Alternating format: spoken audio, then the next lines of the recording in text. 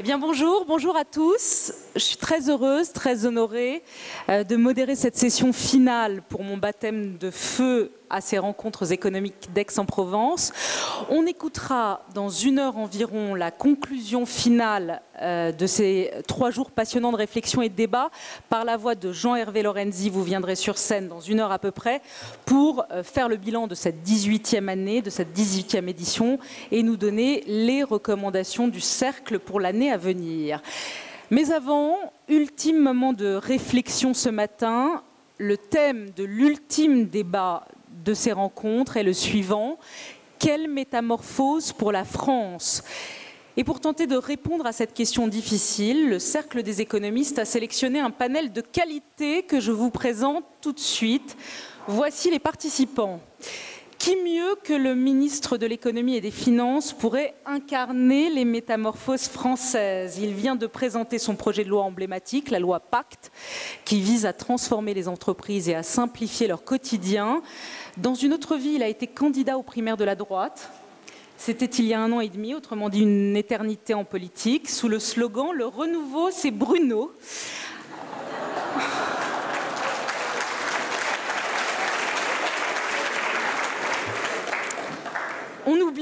On oublie les choses. Il y a toujours quelqu'un pour vous rappeler. À l'élection d'Emmanuel Macron, il a été l'une des plus belles prises de la droite. Bonjour Bruno Le Maire et merci d'être avec nous ce matin. Elle est créatrice de mode, elle a fêté les 40 ans de création de sa maison Agnès B en 2016. Agnès B, c'est un style reconnaissable entre tous, élégant, sobre, rock, qu'on retrouve dans les 300 boutiques dans le monde, dans les 300 boutiques Agnès B, mais elle est bien plus que cela. Elle est aussi productrice, collectionneuse d'art, mécène. Elle a découvert de très nombreux artistes et c'est aussi une femme engagée. Elle aime se définir comme une patronne sociale. Agnès Troublé est avec nous ce matin. Bonjour et bienvenue.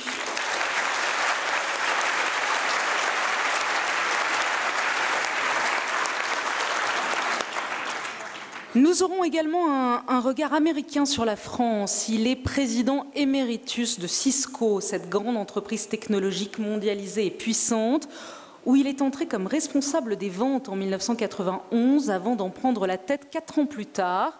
Il était surnommé Monsieur Internet, tant il a transformé l'entreprise pendant 20 ans. Francophile, il connaît et aime la France depuis longtemps. Il a coutume de répéter que notre pays doit devenir la Silicon Valley de l'Europe. Emmanuel Macron est d'accord avec lui. Il l'a d'ailleurs nommé ambassadeur de la French Tech à l'international. Bonjour à vous, John Chambers. Thank you for being here this morning.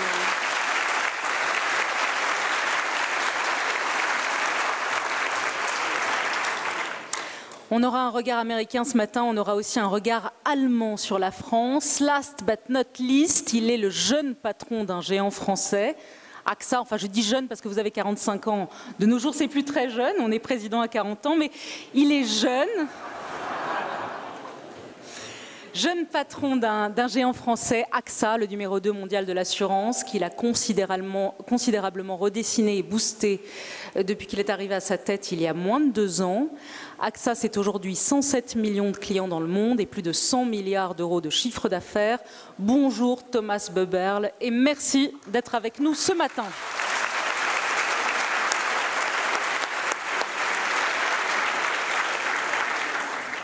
Allez, avant de vous donner la parole à chacun, je vous propose d'écouter, comme il en est de coutume, un membre du Cercle des économistes qui va nous résumer les enjeux de cette session. Et c'est l'économiste et haut fonctionnaire Claire Vaison qui a été choisie. Claire, vous avez la parole, c'est à vous. Merci Léa. Merci Léa. Bonjour à tous. C'est une tâche extrêmement difficile que de cadrer le débat que nous allons avoir ce matin, puisque vous l'avez compris, la question que nous posons à nos intervenants, c'est finalement de savoir comment ils vont résoudre l'ensemble des problèmes du monde et de la France en particulier. Je me limiterai donc à deux grandes idées pour lancer la discussion. La première, qui est je crois une évidence au vu des discussions que nous avons eues lors des 2 derniers jours, c'est l'extrême complexité des problèmes que traverse le monde actuel.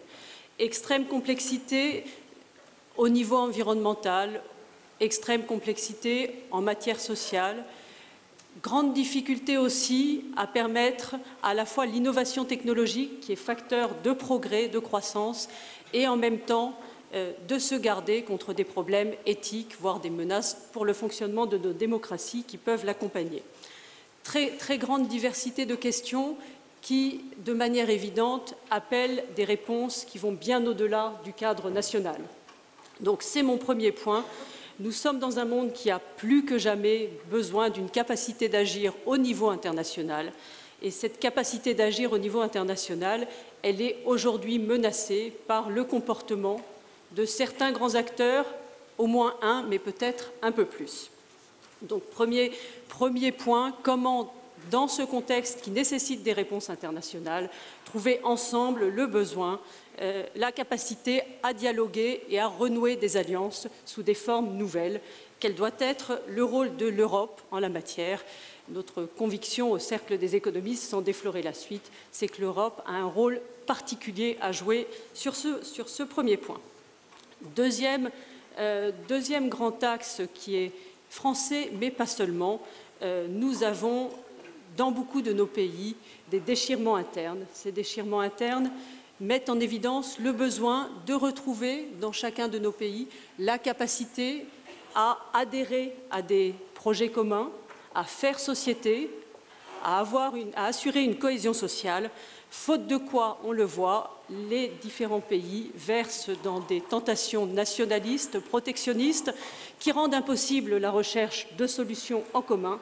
Et on voit bien qu'on est dans une forme de cercle vicieux qui peut s'établir entre une incapacité à répondre aux grands enjeux qui sont les nôtres en raison de problèmes sociaux internes qui ne sont pas réglés. Donc ce sont les deux grands axes que j'ai envie de mentionner pour lancer cette discussion. Comment trouver de nouvelles formes de dialogue et que faire en particulier en France pour y contribuer.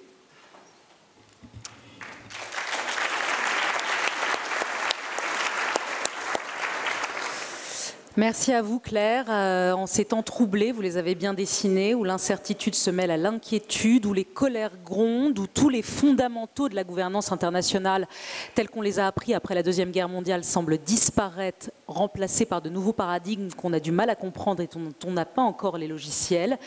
Bref, alors que le vent se lève, il faut tenter de vivre, disait Paul Valéry. Et pour tenter de vivre, on va donc réfléchir ce matin à ces deux questions qui me semblent fondamentales et que je vous poserai. Est-on en train de vivre un moment de rupture de l'histoire européenne, mondiale et même de l'humanité dans un premier temps?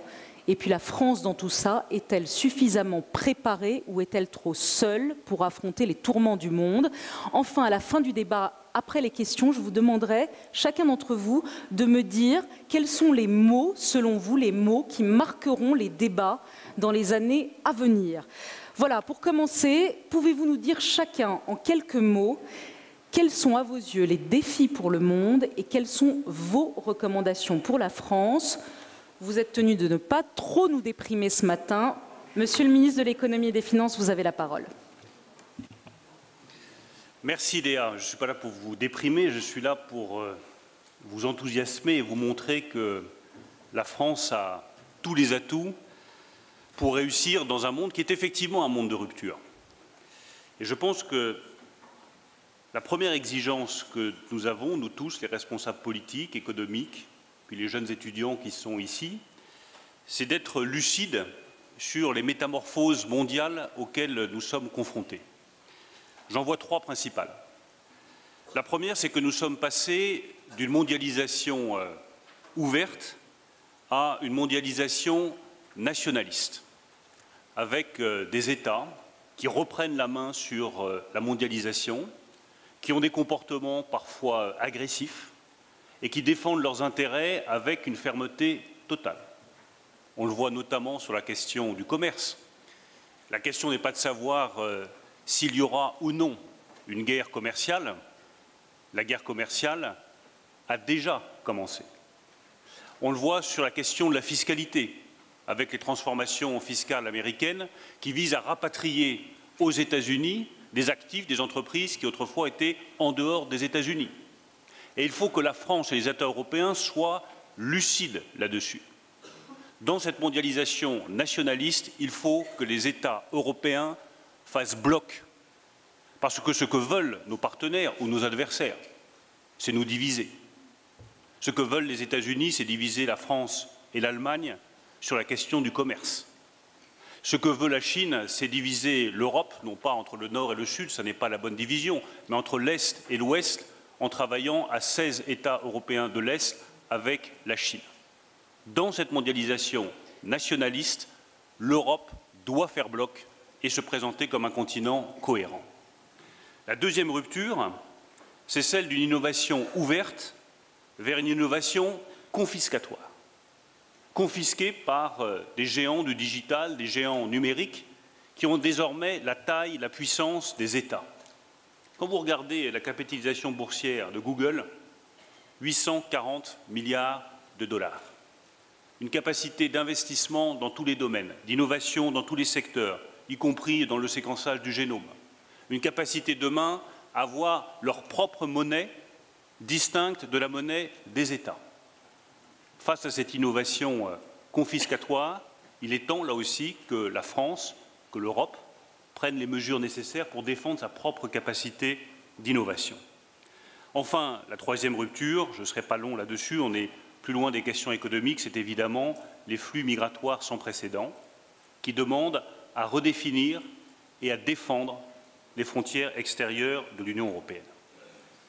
Face à ces défis, il est indispensable que la France retrouve sa place, reprenne sa place, qui est d'être devant les autres États, pour montrer un cap, et pas derrière.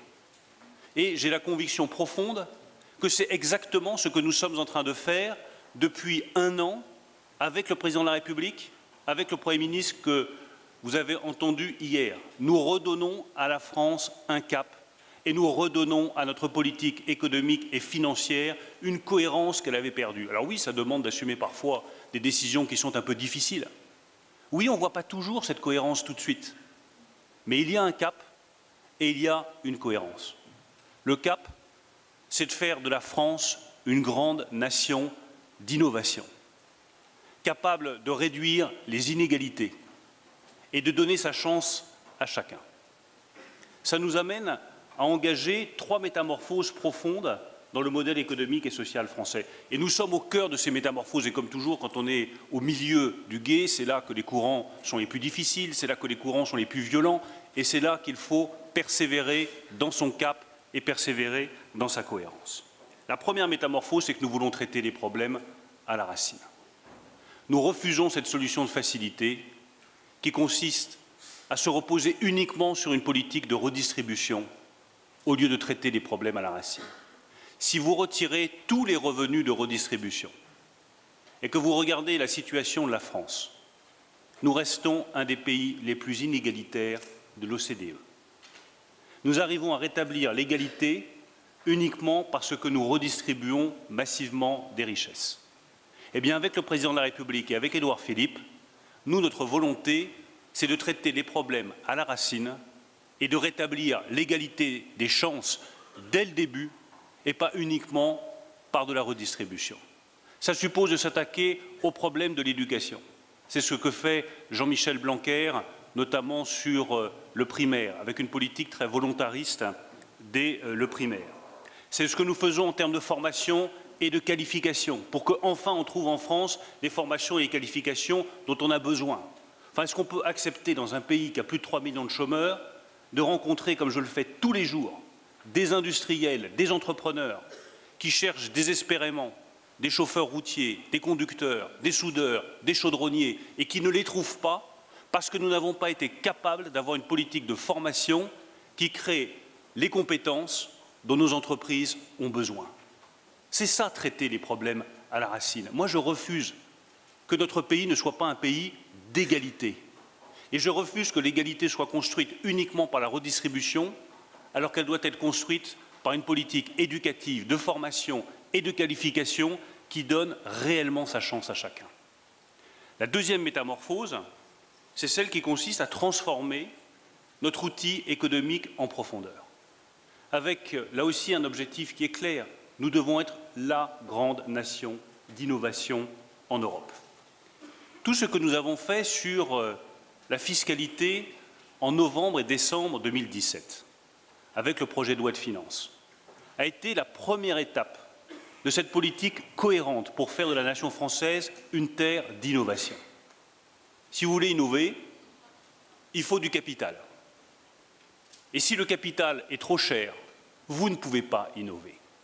Je suis le premier conscient des réactions qu'ont pu susciter la suppression de l'ISF, la mise en place du prélèvement forfaitaire unique, la baisse de l'imposition sur les sociétés. Ça n'a pas toujours été compris.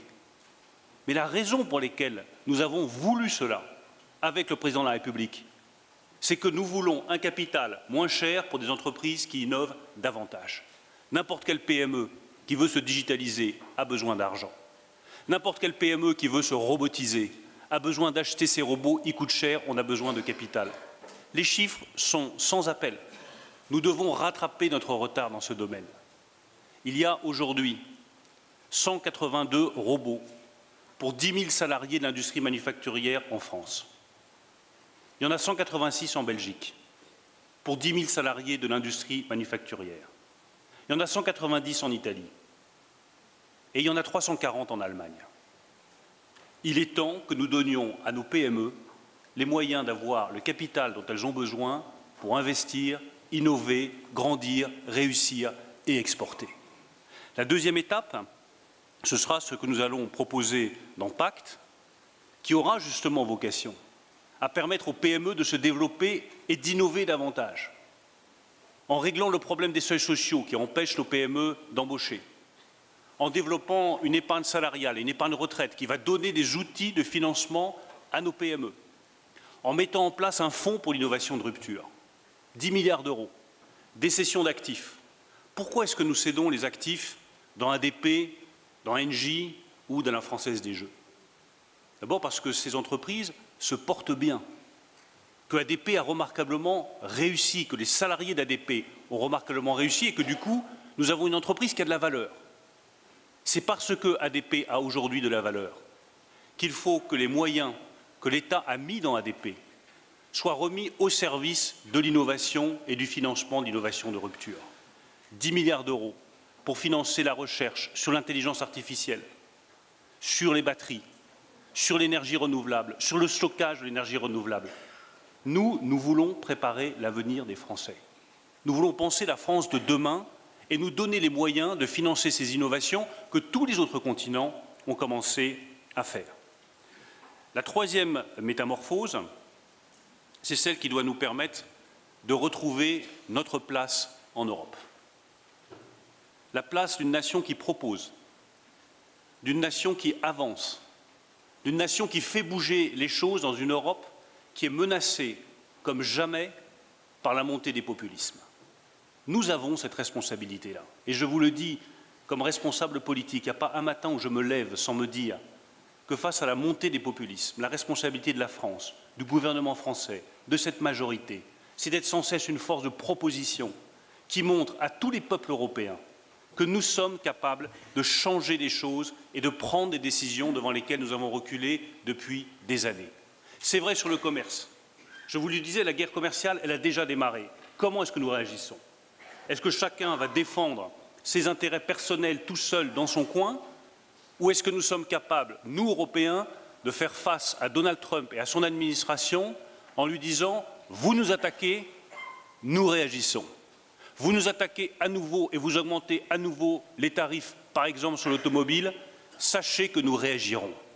Nous ne pouvons pas comprendre qu'entre alliés, entre le peuple américain, le peuple européen, entre les États-Unis et l'Europe, il y ait une guerre commerciale qui soit déclarée. Ce n'est l'intérêt ni des États-Unis ni de l'Europe. Mais sachez-le, si nous sommes attaqués, nous réagirons collectivement et nous réagirons fermement. Et si j'ai bien un motif de fierté, c'est de voir qu'à la suite des décisions de l'administration américaine, l'Europe a réagi de manière unie, l'Europe a réagi de manière forte.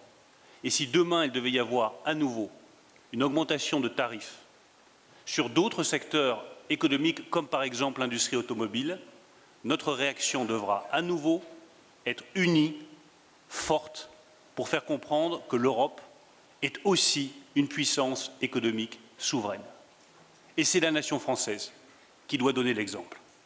Même chose sur la question de la zone euro. Nous avons réussi à sortir la Grèce de la situation dans laquelle elle était depuis des années. La Grèce désormais peut revenir sur les marchés. Le problème de la dette grecque est derrière nous et la France a joué toute sa part pour permettre à la Grèce de revenir sur les marchés. Soyez fiers de cela. Soyez fiers de cette France qui se transforme, qui se métamorphose, qui retrouve sa puissance économique et qui est capable désormais de retrouver sa crédibilité sur la scène européenne. C'est vrai sur la zone euro. On sait tous que la zone euro aujourd'hui est trop fragile. Nous savons tous qu'on ne peut pas avoir une zone monétaire unique et de l'autre côté avoir 19 politiques économiques différentes. Nous avons besoin d'un budget de la zone euro. Christine Lagarde l'a dit hier à cette scène. Mais si aujourd'hui, cette proposition de budget de la zone euro que le président de la République avait faite en septembre dernier est débattue, c'est parce que nous avons trouvé un accord avec l'Allemagne et que désormais le budget de la zone euro, ce n'est plus une vague idée qui flotte dans l'air, c'est une réalité qui est négociée entre les 19 États membres de la zone euro. Vous le devez à la place que la France a retrouvée en Europe. Troisième et dernier sujet. Les géants du digital. Combien de temps est-ce qu'on va accepter que nos entreprises payent 14 points d'impôt de plus que Google, Amazon, Facebook ou Apple en Europe? Combien de temps est-ce qu'on va accepter une telle injustice fiscale? Combien de temps est-ce que nous mettrons pour enfin nous réveiller et nous dire qu'au-delà de la question économique, il y a derrière une question politique, de souveraineté, de vie en société, de respect de la vie privée? C'est la France qui a pris le leadership sur la taxation des GAFA et croyez-moi, nous parviendrons à taxer les géants du numérique d'ici la fin de l'année 2018, au plus tard début de l'année 2019, parce que c'est non seulement une question de justice, mais une question de souveraineté, de respect de la vie privée et de conception de ce que doit être demain l'Europe. Alors soyez fiers, la France est devant, la France a retrouvé sa place et nous continuerons dans ce cap-là.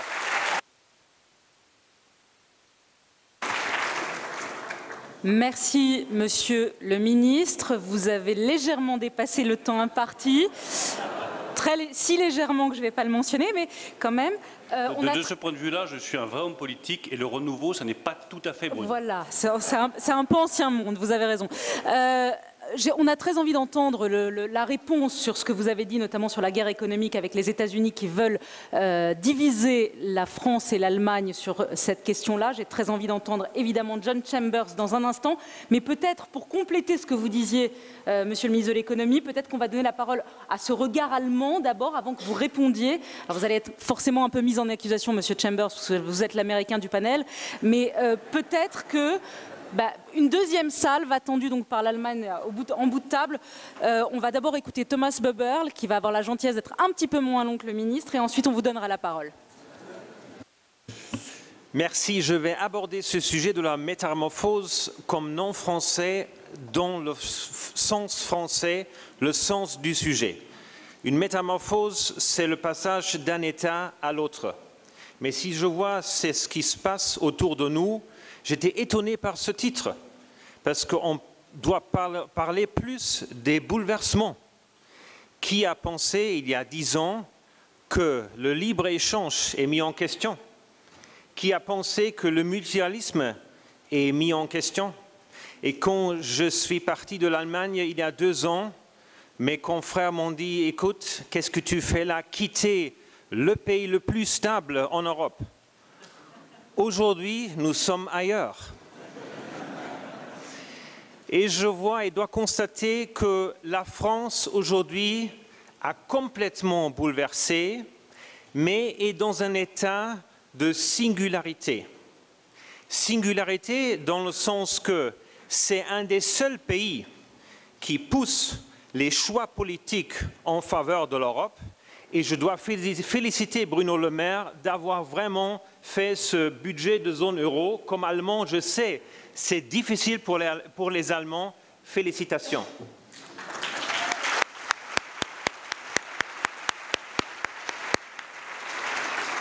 Le deuxième sujet où je pense que la France est dans sa singularité, c'est la question d'équilibre entre les intérêts économiques et en même temps prendre en compte les enjeux sociaux. Et la France a bien montré son leadership d'extérieur. Je vous donne deux exemples. Le Planet Summit l'année dernière, où malgré du fait que Trump a renoncé à l'accord de Paris, la France était là pour le défendre. Et c'était bizarre quand j'ai annoncé les commitments d'AXA, j'étais entouré par beaucoup de CEO américaines. Deuxième sujet, le Tech for Good. Là aussi, créer le dialogue pour la question des données, pour la question du futur de l'emploi. La France s'est vraiment établie comme une nation de leadership. Qu'est-ce que ça veut dire pour le contexte de l'entreprise? Parce que c'est très bien de faire beaucoup de réformes, de pousser beaucoup, mais ce bouleversement ne doit pas se terminer au niveau du décret. Les entreprises doivent suivre. Et le suivi est certainement la question dans cet environnement de bouleversement. On voit tous la nécessité de s'adapter. On voit les grands changements technologiques, on voit les grands changements des besoins de clients. Mais la question reste, comment s'adapter? Et on voit beaucoup des entreprises qui disent, bon, si je digitalise mes processus, tout va bien. Je pense que ce n'est pas assez loin. Il faut repenser le modèle, il faut réinventer le cœur du métier et ça veut dire aussi que le curseur, le centre de gravité doit être déplacé même vers une nouvelle mission. Je vous donne l'exemple de l'assurance. Aujourd'hui, on est beaucoup associé avec le paiement des sinistres. Demain, ce n'est pas assez. Il faut qu'on soit présent dans les services autour de la couverture d'assurance, dans la question de santé, par exemple la télémédecine, mais aussi dans la question de gestion des risques. Et on ne sait pas encore très bien où ça se termine. Et c'est pourquoi le dialogue, l'inspiration de l'extérieur est extrêmement important. Et d'aller aux États-Unis, d'aller en Chine, de s'inspirer des nouveaux modèles, pour moi, c'est extrêmement important pour vraiment comprendre où aller. Mais pour aller vers quelque chose, c'est à mon avis extrêmement important de savoir aussi où on est et d'où on vient. Parce que juste faire la transformation sans objectif, sans but, ça crée de la confusion. Et aujourd'hui, chez AXA, on a une fierté de tradition, de culture qui se base sur un socle fort des principes et des valeurs. Et c'est très important dans cette transformation où il y a beaucoup de l'inconnu. Les valeurs, les principes vous donnent de guidance, vous donnent de la stabilité pendant cette transformation. Il y a un deuxième élément qui est là important, ça reflète aussi l'engagement sociétal. Nous, comme industrie, sommes au milieu de la société et il faut qu'on travaille ensemble, l'État et les entreprises, pour résoudre les sujets fondamentaux. Par exemple, la question des données. Comment on peut vraiment arriver à un stade de la confiance des données? Comment est-ce que les acteurs peuvent s'engager sociétalement, par exemple, dans la transition énergétique? Une deuxième grande condition de réussite de cette métamorphose, pour moi, c'est clairement la question de la création d'une solidité et de la résilience dans le temps. Parce qu'on va avoir beaucoup de chocs. Et c'est important de créer un environnement où on peut absorber les chocs. Et dans notre industrie, on est très long terme. On assure beaucoup des Français, on assure beaucoup des retraites des Français.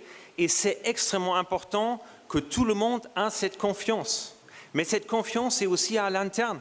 Les gens se demandent aujourd'hui d'où se progresse mon boulot. Est-ce que j'ai encore un job demain? Et là, il faut être vraiment ensemble, créer une stabilité et créer une voie pour vraiment aider les gens pour se requalifier et pour être heureux dans ce job demain. Et si je rejoins maintenant la politique et les entreprises, il faut qu'on fasse ensemble.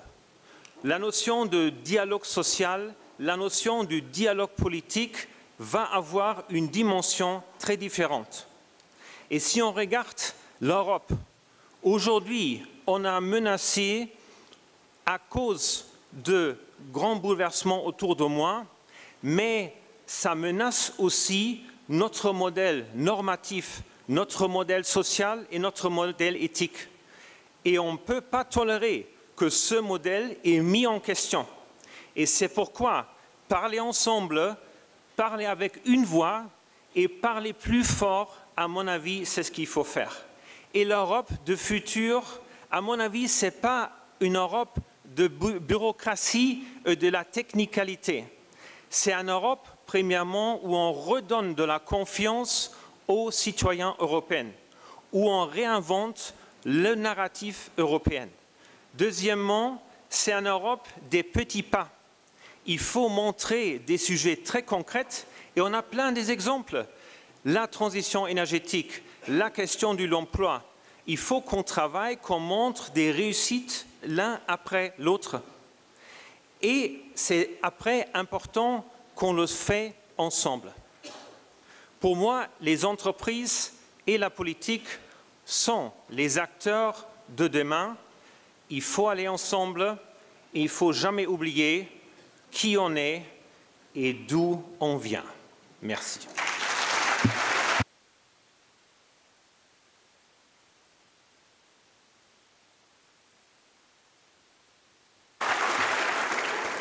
Merci beaucoup Thomas Buberl, merci pour ces mots.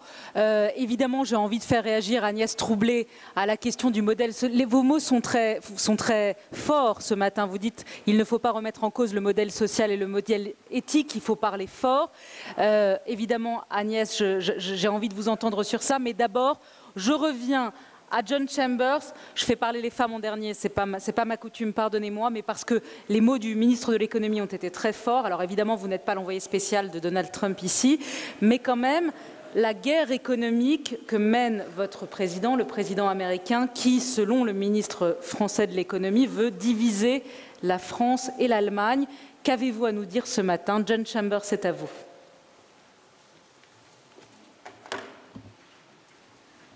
Leah, I understand now why you're such an effective commentator. And of course, I'm not going to go for the bait you just put out there. Make no mistake about it, today I am French. I am the global ambassador for French technology. And I believe that France has a chance to become the innovation gateway for Europe and the startup nation within the world. I have been through two major technology transitions. And I think many of the things that Leah brought up in her original question about the social unrest, about the extremists in terms of politics, etc., are rooted in how fast technology is changing the world in which we live, and whether or not government or business leaders can articulate what this means to their company and to their citizens. And when you don't articulate how you progress and how you can have a future and the jobs and the economic growth in the future, then you have very undesirable behaviors.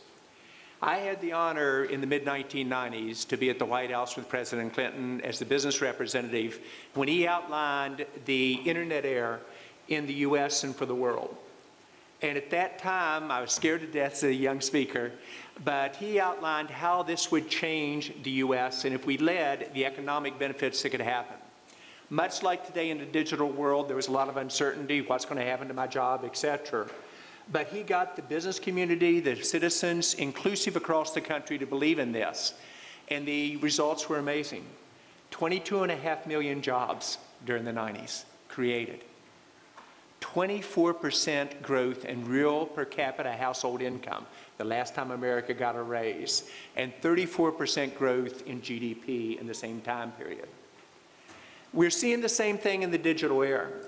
It can increase the GDP of France and other countries by 1 to 3% if done right. It can create millions of jobs in this country. It can be inclusive across all 12 territories. The education system has to change and train people for where the new jobs will be, because the jobs of the past will disappear.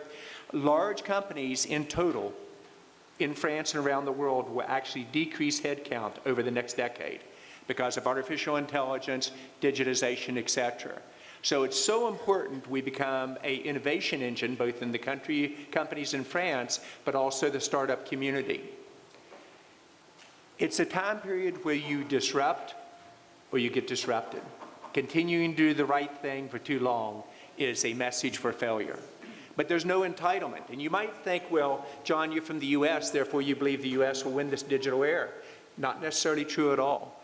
In fact, the data at the present time is not good for the US.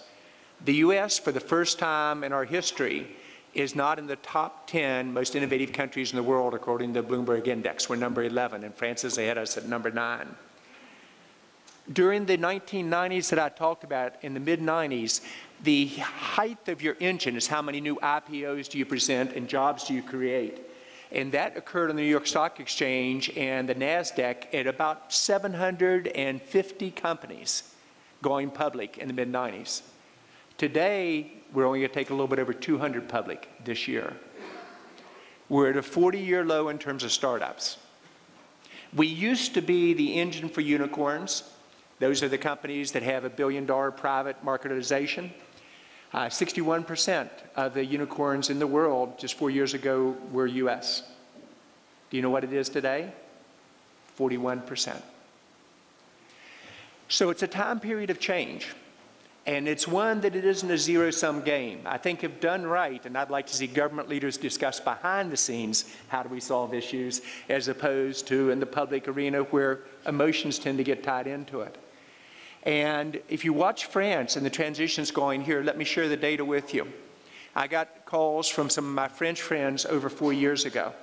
And they said, John, France is changing. It will be the place you ought to invest and bet on startups and large companies. And I very nicely said, I respect your views, but the last place in Europe to invest is France. I love the country, I love the people, great education system, but a place to create jobs and do business, I don't think so. They said, come to the Consumer Electronics Show in Las Vegas, look at the French startups there, and I said, I will do that. I went and I listened to 66 startups in Las Vegas. They were amazing. It was like Silicon Valley, except they spoke with an accent. And I realized the future. Now I'm a pattern recognition person. I get market transitions right. I have many weaknesses, including my language skills. But there were 38 companies at CES 4 years ago. This year there were 66 when I went. I can do the math. And I saw France was changing. By the way, the next 3 years, it went from 66 to 128 to 178, this last year, 274, matching the US's 280. When I originally started and I realized the change was taking place, and I met with many of the business leaders in this room, the government leaders, and articulated a view of what France could be, I suddenly fell in love with the company's business future and how it could be done on an inclusive basis. And I took a big risk. I basically said that I think France will become the innovation engine for Europe, and it will become the startup engine example for Europe. Venture capital investment, as Bruno, my friend, knows very well, and we're in agreement on almost all the issues he discussed earlier, that we have to do better as countries and working together. But venture capital investment is an indication of where future job growth will be. It used to be about 130 companies per year 4 years ago in France would get venture capital backing per year. And remember, every company in the world, whether you're in fashions, retail, finance, manufacturing, will become a tech company. That number in 4 years has gone from 130 to 747.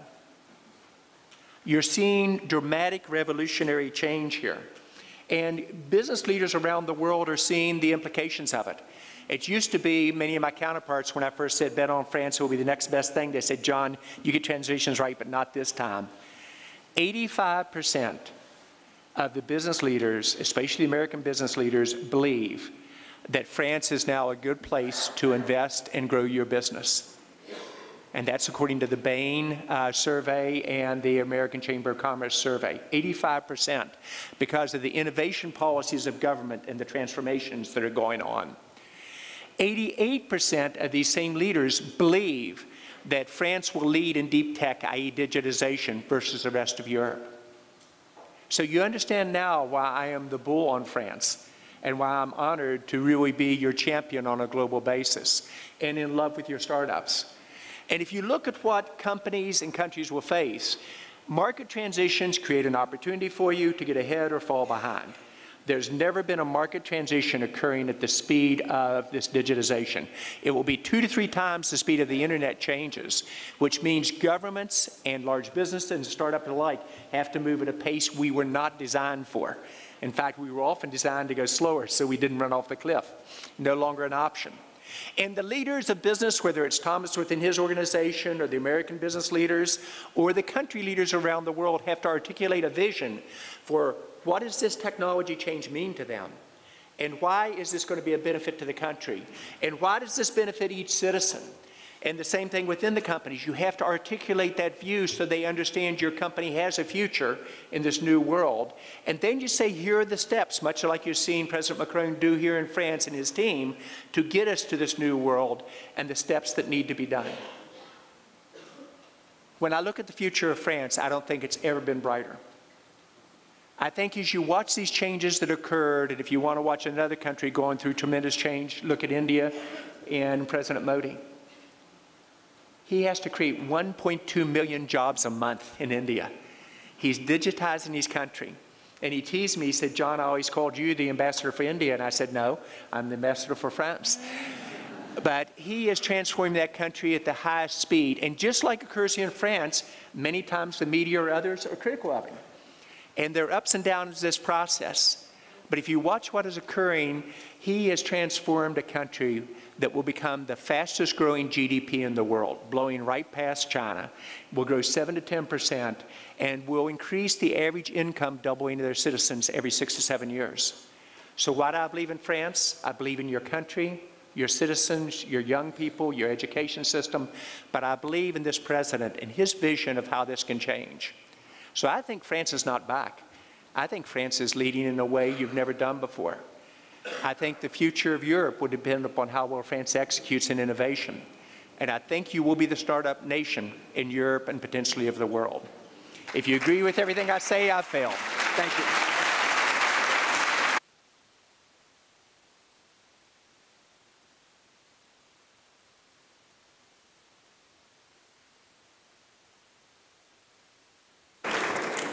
Thanks a lot. Thank you. Un peu de silence.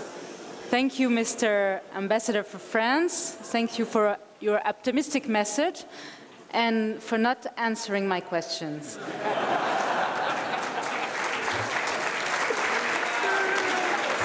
OK. Parole maintenant, si vous le voulez bien, à une femme engagée, une femme française, une patronne sociale. Va-t-elle parler du social également dans ces métamorphoses françaises? L'ambition sociale est-elle suffisamment au rendez-vous? Vous avez la parole, Agnès Troublé. Ça marche. Bonjour. Je n'ai pas l'habitude de ce genre d'événement, mais je suis venue ici en tant que citoyenne de gauche, qui lit Le Monde depuis qu'elle a 17 ans, pour se tenir au courant, pour connaître... Merci. Pour savoir au jour le jour ce qui se passe et connaître l'histoire en train de se faire, en fait. Pour moi, lire Le Monde, c'est ça. C'est voir l'histoire en train de se faire et ça m'a toujours passionnée. Alors, à part ça, je suis française, j'aime mon pays. Et je voudrais qu'on donne la parole aux territoires et que les territoires puissent créer un par un pays en France, que ça soit à ce point-là, que les touristes puissent aller vraiment, non seulement au Mont-Saint-Michel, au Louvre et à Versailles et au Château de la Loire, qu'ils aillent dans nos régions, qu'il y ait une maison de la région où on peut voir tous les savoir-faire qui existent encore, et il y en a plein, et nos régions sont toutes différentes, sont comme des pays différents. Il y a partout une architecture à découvrir, des choses à voir, des gens à rencontrer, des paysages à contempler. Et surtout, il y a nos petites lignes. On parle beaucoup des petites lignes avec cette histoire longues de la SNCF, et peut-être ces petites lignes pourraient servir, Monsieur le ministre, à promener nos touristes dans les régions. Pourquoi pas faire des petits trains? Il y en a dans certains pays, il y en a en Écosse, il y en a. Mais on pourrait peut-être les valoriser de cette manière-là. Moi, je vais beaucoup au Japon, à Hong Kong, les Chinois, Taïwan, tout ça. Je pense qu'un jour, il va falloir qu'ils découvrent notre pays pour de vrai. Au lieu de mettre l'air conditionné dans le château de Versailles, parce qu'il y a trop de respiration dans le château, et que ça devient très difficile d'entrer dans le château les week-ends. Je suis née à Versailles, alors je vois ça de très près et j'habite à côté. Donc voilà, moi je m'intéresse au territoire, je m'intéresse à ce qu'on peut y faire. On fabrique en France, on sait qu'il y a des usines, on est à Troyes depuis des années, on fabrique le plus possible, on fabrique encore 40% en France ou alors dans des pays émergents. Des usines convenables où les gens sont payés comme il faut. C'est ce que je m'emploie à faire depuis 40 ans en fait. Et en me battant quelquefois même chez moi pour qu'on continue à fabriquer en France dans des usines où on sait faire très bien les choses. On a un savoir-faire, on est connu pour le vêtement, la mode. Bon, le vêtement. Moi, je dessine des vêtements. J'ai envie que les vêtements soient écologiques puisqu'on peut les garder longtemps, on peut les mettre 10 ans après. Ils ne seront pas démodés, les vêtements que je fais. La seule chose, Monsieur le ministre, c'est que nous avons trop de charges. Vous le savez, hein? C'est une bonne occasion de le dire. Voilà. Alors moi, cette France du futur, cette France qu'on va développer, tout ce qui va être la French Silicon Valley, voilà, oui, mais il faut aussi qu'on garde tout ce qu'on sait faire, autant qu'on peut, et le faire connaître. Voilà.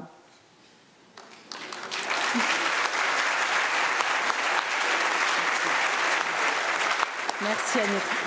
Vous pouvez appuyer sur le bouton. Voilà, c'est bien pour le son, c'est bien pour le son. Bien, messieurs, madame, vous avez explosé le temps, totalement. Donc il nous reste 5 minutes. Il nous reste 5 minutes, ainsi va la vie.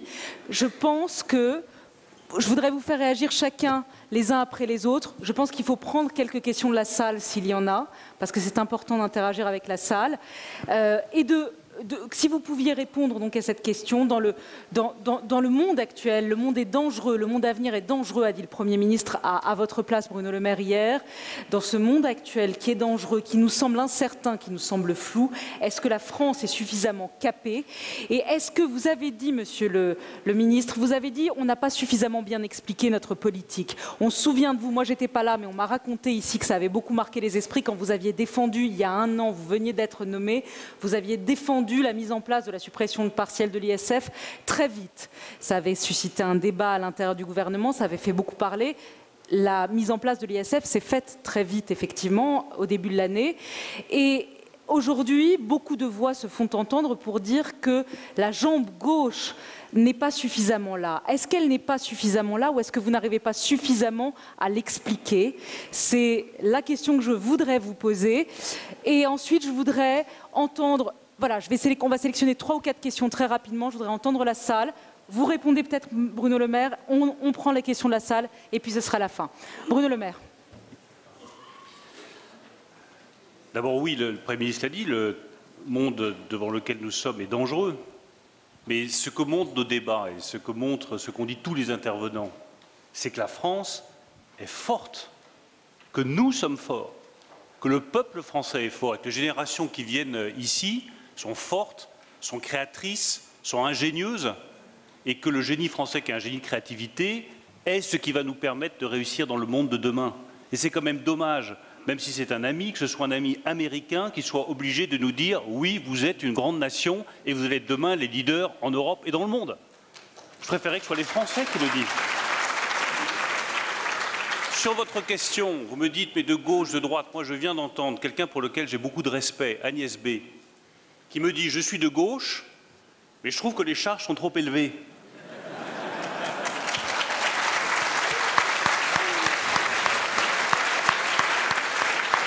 Donc vous voyez bien que ces débats sont totalement dépassés. Il faut simplement tenir notre cap, lutter contre les inégalités par l'éducation. Je ne me résignerai jamais à voir une France dans laquelle il y a encore tant d'inégalités à la naissance, tant d'inégalités sur le lieu de naissance, tant d'inégalités sur le lieu où vous allez être au collège, au primaire ou au lycée, parce qu'en France, quand vous n'êtes pas né au bon endroit, dans la bonne famille, avec les bonnes études, c'est plus difficile de réussir que dans les autres pays de l'OCDE. C'est pas normal, c'est pas juste, et c'est ce combat-là qu'il faut livrer.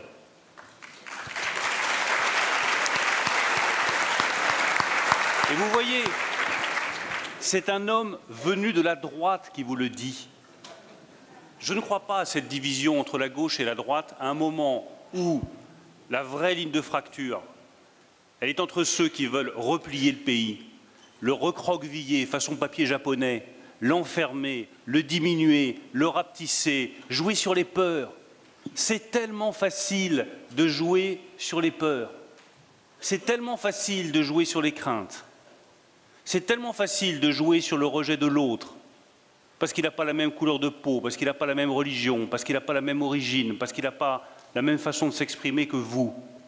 C'est tellement facile de jouer sur la crainte de l'invasion. C'est tellement facile de jouer sur les peurs humaines.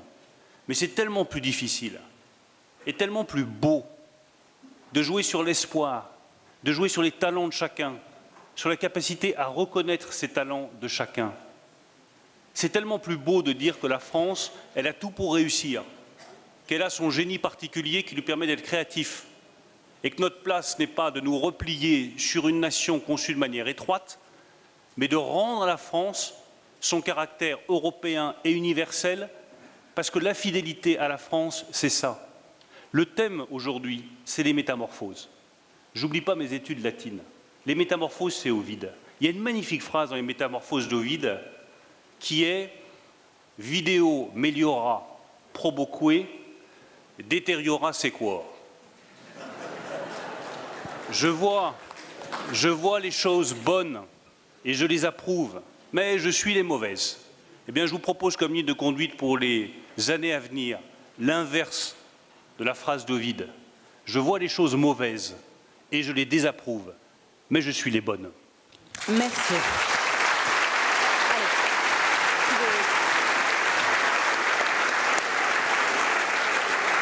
Alors, on y va. Je vais trancher de manière injuste, forcément. Je vais sélectionner 3 questions. Monsieur là-bas et une femme peut-être, non? Ah ben, madame, allez, elle a gagné. On y va.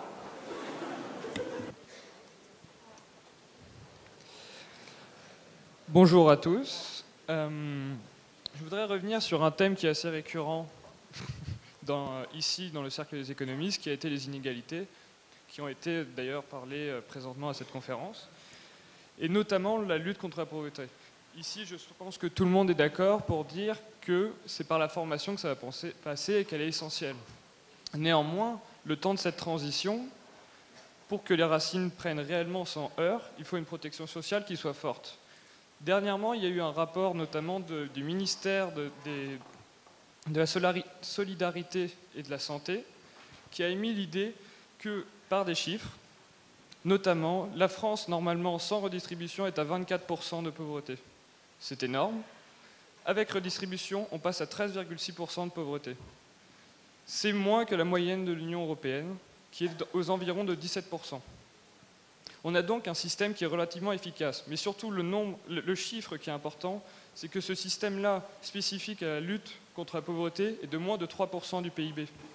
On a donc des chiffres qui démontrent une certaine actualité récente qui semblerait pointer vers une inefficacité du système et vers un coût assez gigantesque. Votre question, jeune homme. Ma question, j'arrive. J'arrive à ma question justement, mais j'appuyais le propos. Ma question, c'est pourquoi remettre en cause un système qui marche bien, qui protège les Français, même s'il n'est pas parfait, et qu'il ne faut pas se reposer sur certains acquis. Et donc, pourquoi ? D'accord. Merci.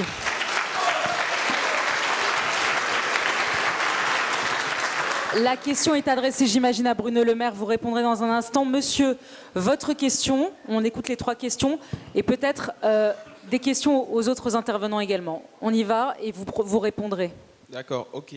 Merci à Monsieur Bruno Le Maire.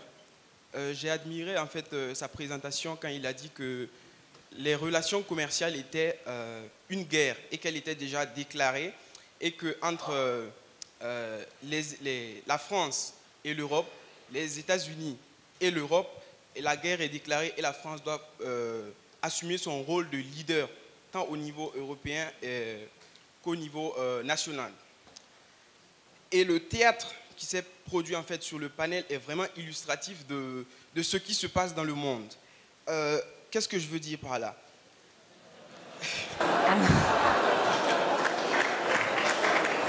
Voilà. Alors là, malheureusement, vous allez dire ce que vous voulez dire par là, mais vous allez le dire en une phrase. D'accord. Surtout en une question. Ok, et je vais partir d'un petit constat pour arriver à la question. Non, pardonnez-moi. Ok, d'accord. D'abord, on explose le temps. Deuxièmement, c'est pas le deal. Le deal, c'est vous poser une question et répondre. On vous écoute. Quelle est votre question? D'accord. Il a été tellement franc dans sa présentation en disant que D'accord. Allez, on le laisse parler, Okay. Allez-y. Et la question que moi je me pose, quelle métamorphose pour la France?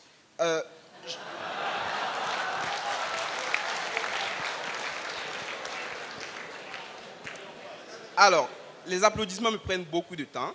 Allez-y, monsieur, allez-y. D'accord, donc j'y vais maintenant. Quelle métamorphose pour la France? J'ai senti que dans le discours, l'Afrique était absente. Et l'Europe... C'est vrai.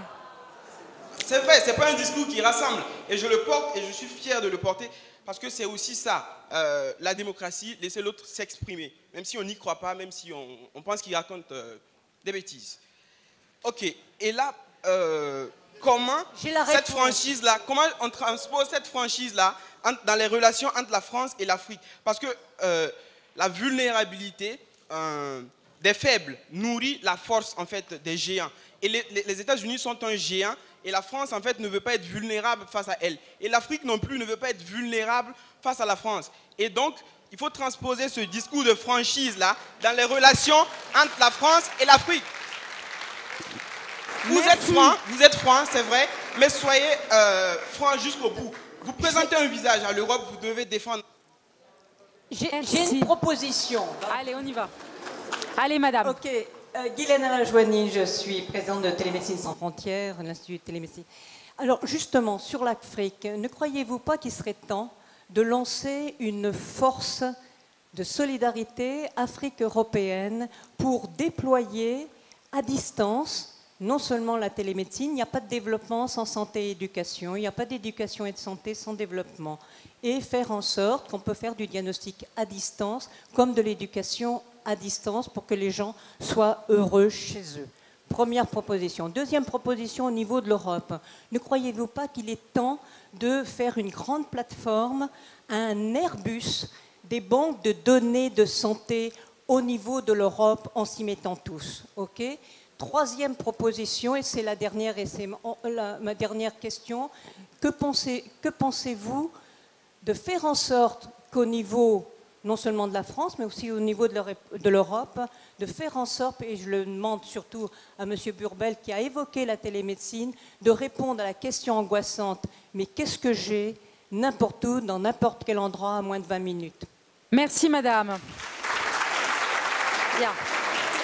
Alors, je pense que M. Beuberl va répondre sur la santé et sur la télémédecine. Monsieur le maire, vous répondrez au monsieur là-bas sur pourquoi vous voulez remettre en cause le modèle français parce qu'il marche, c'est ce qu'il dit en tout cas, et sur le manque d'ambition du pacte social éventuellement. Et puis peut-être l'un et l'autre sur la solidarité, sur les relations avec l'Afrique, très rapidement, vraiment quelques minutes chacun. Monsieur Beuberl, d'abord sur la télémédecine. Merci. Je fais aussi liaison avec la première question. Les grands défis de santé qu'on a aujourd'hui dans les pays en développement et les pays développés sont exactement les mêmes. Une raison, les systèmes sont trop chers et il faut réduire l'inefficacité dans le système et maîtriser mieux les coûts. En Afrique, les systèmes n'existent pas et il faut réinventer les systèmes là-bas. La télémédecine, à mon avis, c'est la clé pour vraiment faire ça, parce qu'on peut le faire à distance, sans être dépendant, sans avoir les déserts médicaux. Nous sommes aujourd'hui, comme AXA, déjà leader en France, avec 6 millions de clients. Madame, si vous vous parlez après, on peut se parler sur l'Afrique.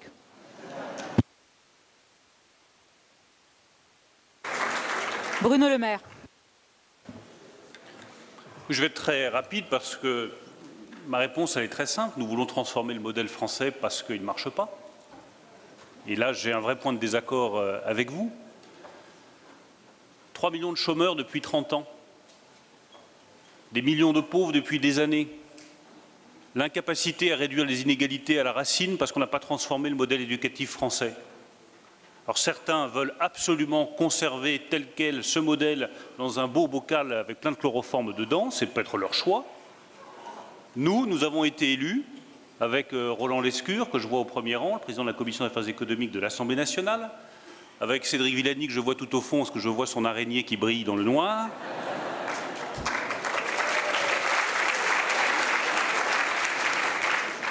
Nous avons été élus pour transformer cela.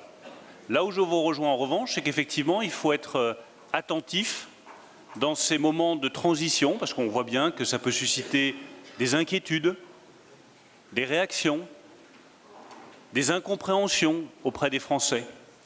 C'est de leur expliquer qu'au bout du compte, ce que nous visons, c'est que chacun puisse être autonome par le travail. Et que nous préférons effectivement une société dans laquelle chacun vit de son travail, parce qu'on aura enfin réduit significativement le chômage, plutôt que de se contenter de donner un chèque en disant voilà, vous avez un chèque, mais on ne peut pas vous donner plus. Nous, on préfère donner du travail. Monsieur le ministre, pourquoi vous avez reporté les plans pauvreté et le plan hôpital ?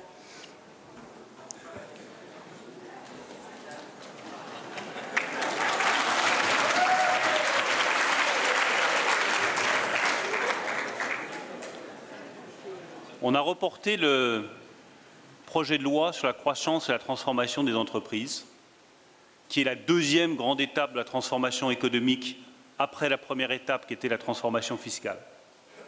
Je pense qu'on a bien fait, parce qu'on a considérablement au cours des derniers mois amélioré notre texte, notamment d'ailleurs, je le dis pour Agnès B, sur la question du coût, de la compétitivité pour nos entreprises. Mais ça a pris du temps. Et on a amélioré le texte et je pense que c'est mieux comme ça. Et vous savez, moi je piaffe d'impatience d'aller le plus vite possible pour transformer notre pays, mais parfois savoir prendre du temps, c'est bien. Sur le plan pauvreté, je préfère qu'on prenne quelques semaines de plus et qu'il soit meilleur. Nous allons prendre quelques semaines de plus et il sera meilleur. Nous allons par exemple ajouter dans ce plan des dispositions sur le plafonnement des frais bancaires. Je pense qu'il est indispensable pour tous les Français les plus modestes, que nous parvenions à un vrai plafonnement des frais bancaires, pour que personne ne soit en situation de difficulté parce qu'il est obligé de payer des frais bancaires qui sont insupportables et trop lourds. Mais j'ai besoin encore d'un peu de temps pour discuter avec les associations, pour discuter avec le secteur financier, pour discuter avec les banques d'un vrai plafonnement efficace des frais bancaires pour les ménages les plus modestes. Et bien, je préfère qu'on prenne quelques semaines et qu'on ait un plan pauvreté qui soit vraiment efficace et juste. Merci. John Chambers, allez-y, vous avez demandé la parole, on vous écoute. Sur l'Afrique, ça vient. I always like to ask questions of the audience, and it's kind of fun, and I know it's a little bit unusual perhaps here in France. How many of your students in the room, and I assume it's all orange shirts, how many of you are going to go to work for a startup?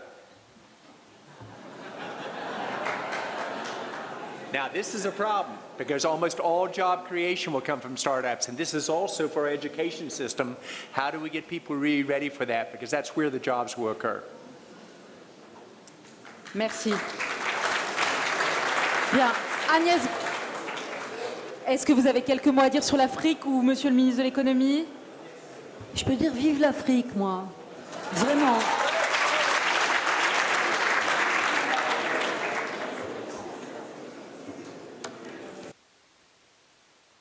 Alors, pour terminer, mesdames, messieurs, est-ce que vous pourriez me dire chacun un mot ou deux?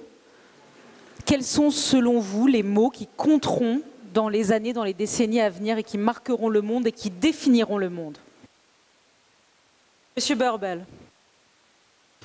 Merci pour mots. Les mots sont dialogue et confiance sociale et politique.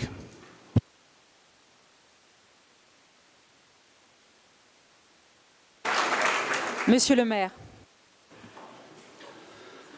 3 mots.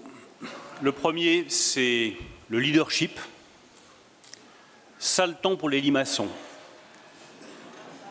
On a besoin de leadership en France, en Europe. C'est ce qu'attendent les populations. Et si le populisme a autant monté en Europe, c'est tout simplement parce qu'on a été incapable de prendre les décisions qu'attendaient les peuples européens, à la fois sur l'économie et sur la protection de nos frontières. Le deuxième mot, c'est démocratie. Parce que nos démocraties sont menacées. Elles sont menacées par Big Brother et Zapata, par les géants du digital et par des leaders populistes qui ne reculeront devant rien pour attiser toutes les peurs en Europe et ailleurs. Et soyez bien conscients, je le dis à tous les étudiants qui sont là, qui ont 20, 25 ans, le combat que vous aurez à livrer demain, ce n'est pas simplement un combat pour la compétitivité économique, pour l'innovation, pour la recherche.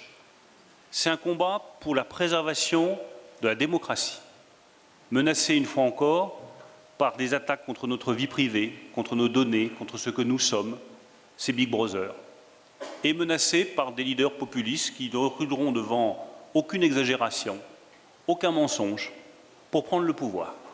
C'est vous qui serez responsable demain de la préservation de la démocratie et du développement de démocratie en Europe. Le troisième mot, c'est justice. Et je voudrais redire à quel point il n'y a pas de bonne économie sans justice. Il n'y a pas de compétitivité, il n'y a pas de grandes entreprises sans justice. Et Jean-Dominique Sénard l'a expliqué hier avec un immense talent et beaucoup de ferveur. Il n'y a pas d'opposition entre renforcer la compétitivité de nos PME et mieux rémunérer les salariés. C'est ce qu'on va faire en développant l'intéressement et la participation. Il n'y a pas d'opposition entre développer le travail, du travail pour tous les Français, et dire que oui, il vaut mieux taxer les contrats courts quand on abuse des contrats courts, parce que ce n'est pas une vie de devoir changer d'emploi tous les 4 matins sans avoir la stabilité nécessaire pour construire sa vie, construire sa famille et construire son destin en France. Il n'y a pas d'opposition entre les deux. Merci. Merci beaucoup. Agnès Troublé, puis John Chambers. Je vois que Jean-Hervé Lohandy me fait des signes de désespoir qu'il faut qu'on accélère. Donc allez-y, les quelques mots. Moi je dis, n'ayez pas peur. On n'arrête pas de vous faire peur, les jeunes. N'ayez pas peur, il y a toujours eu des peurs, il y a toujours eu des choses qui pouvaient faire peur. Mais n'ayez pas peur, voilà. Soyez vous-même.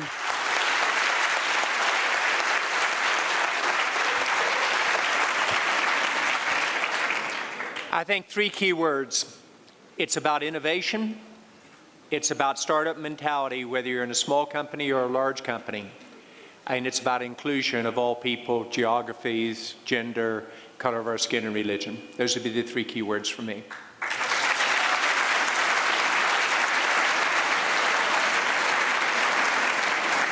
Merci. Merci à tous les 4 d'avoir participé à cette session finale. Merci beaucoup Bruno Le Maire. Vous restez sur scène. En revanche, les 3 intervenants peuvent laisser la place à Jean-Hervé Lohandy et Étienne Klein pour la déclaration finale de la 18e édition des rencontres d'Aix-en-Provence.